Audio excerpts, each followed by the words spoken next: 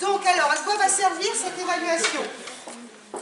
Elle va servir en fait à réajuster peut-être les modes de fonctionnement qui vacillent, et puis elle va servir aussi à repérer tous les points forts, d'abord parce que ça fait plaisir, et puis aussi parce que c'est important de se dire ça fonctionne, donc on continue comme ça.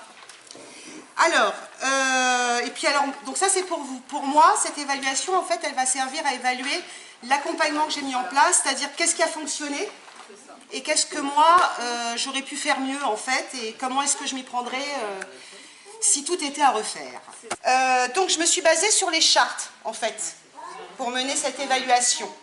Alors, je suis partie du principe, parce que c'est comme ça moi que je le perçois, que les valeurs qui sont énoncées dans la charte, ça correspond au fonctionnement interne des conseils citoyens, et que tout ce qui est mission et c'est quoi la deuxième partie? Il y a mission et engagement, ça concerne toutes les actions que vous mettez en place sur le terrain, donc ce sera la partie externe. Est-ce que vous voulez qu'on lise les chartes rapidement? Parce que je sais pas, parce que je me disais, en fait, Montargis ne connaît pas celle de Chalette. Et inversement. Et je me disais que ce serait peut-être l'occasion de vous faire connaître... Non, qu'est-ce que vous en pensez? Ok. Allez, qui commence? Alors on commence. Allez, charte du Conseil citoyen de Chalette. Nos valeurs. Le Conseil citoyen de Chalette se doit de fonctionner dans la fraternité et la solidarité. Il se doit de rester ouvert et de réserver un bon accueil à tous les nouveaux membres. Chacun doit avoir la liberté de penser, de parler, tout en restant conscient que la liberté des uns s'arrête là où celle des autres commence. Au sein du Conseil citoyen, la règle est le respect de l'individu, des religions, des genres, de l'âge, ainsi que de l'écoute et de l'expression de sa pensée. Nos engagements, les membres participent aux réunions du Conseil citoyen, ainsi qu'aux réunions publiques ou institutionnelles.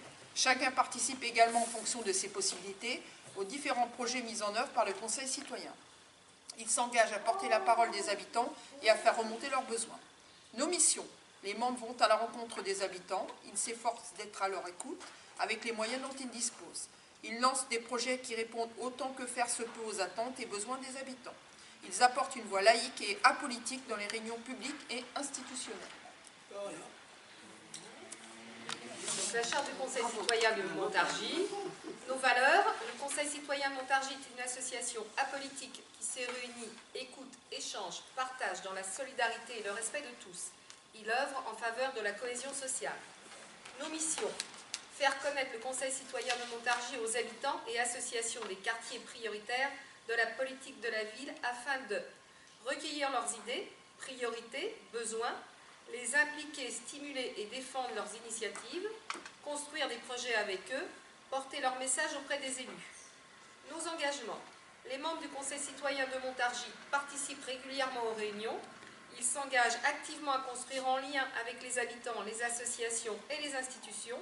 En toute indépendance et dans le cadre du contrat de ville, le Conseil citoyen de Montargis soutient des projets ou monte des partenariats qui répondent aux besoins des habitants et associations des quartiers prioritaires de la politique de la ville.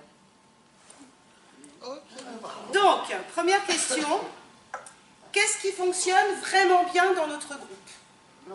Voilà. Donc ça, vous me le notez. On a un bruit? Ah ben voilà, tout est là. Tu sors tous les mots.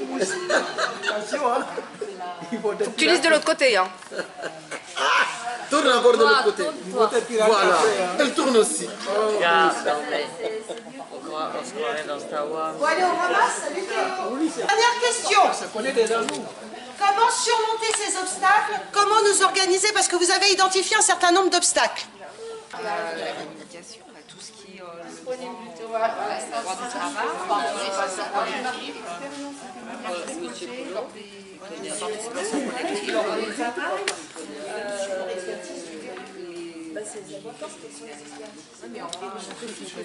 parce que c'est comme pour moi, pour les parents qui sont généralisés.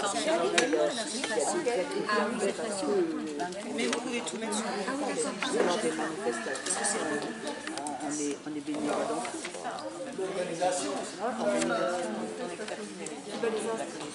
Organisation, communication.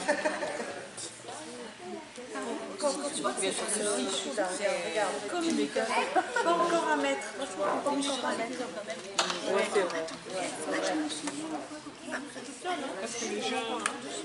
Dans les institutionnels, enfin, c'est du Peut-être les acteurs locaux. Nos meilleurs ressources, on a quand même quelques associations.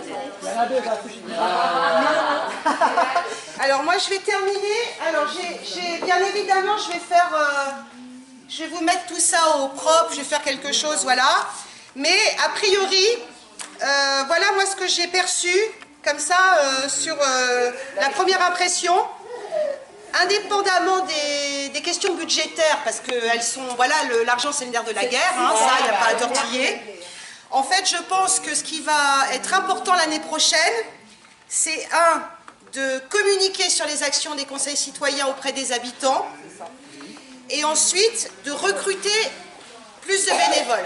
Alors, ce qu'il faut savoir, c'est que donc Balogis a confirmé le fait qu'ils allaient mettre un local à disposition du Conseil citoyen de Montargis, et le Conseil citoyen de Montargis a de toute façon prévu d'y accueillir le Conseil citoyen de Chalette. Donc on a un local, et c'est très très important. Pourquoi? Parce que ça permet d'être identifié. c'est ça. Et ça permet aux gens de venir quelque part. Parce que là, les conseils citoyens, ouais, mais ils sont où, comment, pourquoi, c'est compliqué. Et toi qui vous parlez, Encore un peu.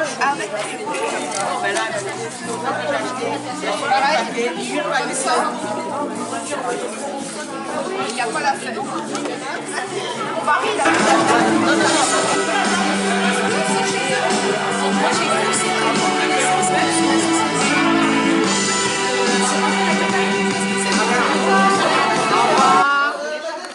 Mais la